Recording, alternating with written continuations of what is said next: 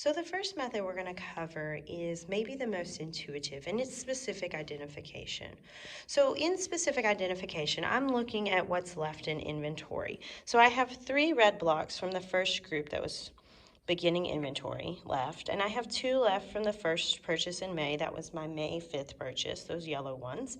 And I have 2 left from the most recent purchase, which were my blue blocks that I bought on May 18th.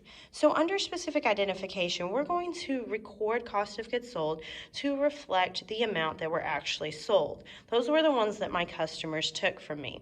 And you can see here they took 7 red blocks, or that top layer, 6 in the middle, the yellow layer, and 7 in the blue layer. So when I transfer my costs from the inventory account to cost of goods sold, I am pulling exactly what was sold. I had 7 red blocks from the first group. So I took 7 red blocks here. You can see these 7 blocks with $11.20 written on them. I had moved those. They were at merchandise inventory, and I pulled them over to cost of goods sold. I had customers take 6 of my May 5th purchase. Those were the yellow blocks. So I pulled 6 of those over. They're these yellow ones that cost $13 each. So those were the specific items that were bought. So those specific costs were transferred from the merchandise inventory account over to cost of goods sold. And then finally, customers took 7 of the blue blocks. And so those cost $14.25. So we moved 7 $14.25 blocks over to cost of goods sold.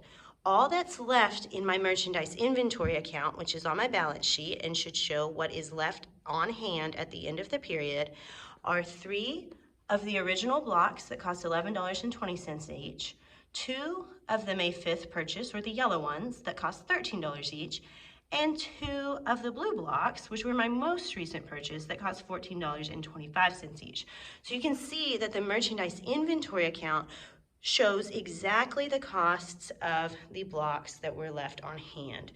3 red at $11.20, 2 yellow at $13, and 2 blue at $14.25. So specific identification doesn't make any assumptions. It actually transfers the costs to cost of goods sold for the items that were actually sold.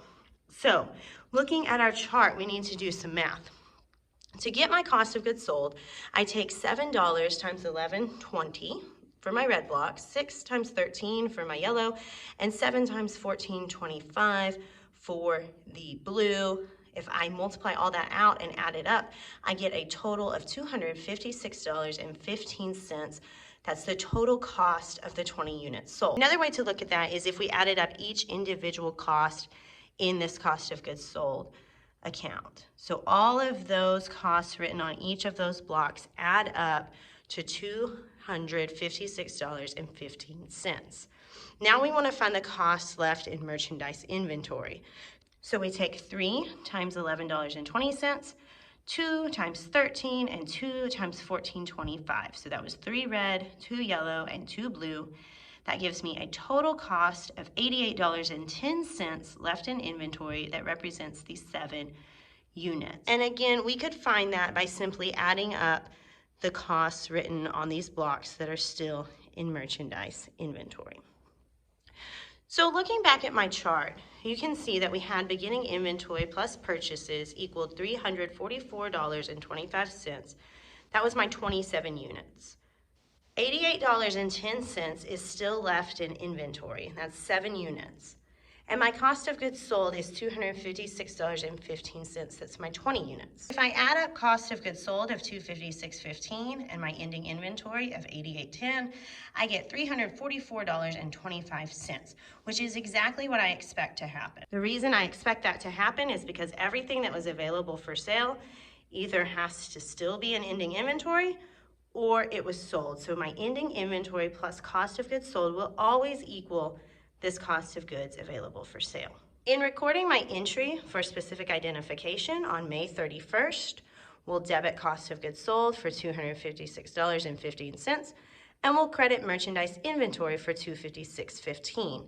This entry represents the flow of costs from the inventory account to the cost of goods sold account. That flow from merchandise inventory to cost of goods sold is represented by the fact that our merchandise inventory account has a lot less in it than we started with because we moved those blocks from inventory over to cost of goods sold. We transferred the costs from merchandise inventory to cost of goods sold.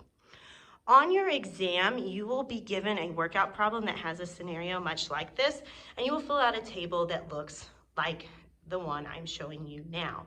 So it will have the cost flow assumption on the left side.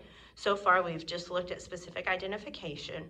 And then it will ask you to fill in the ending inventory and the cost of goods sold, which we just calculated. So ending inventory was $88.10, and cost of goods sold was $256.15. That is specific identification. Watch the next video for first in, first out.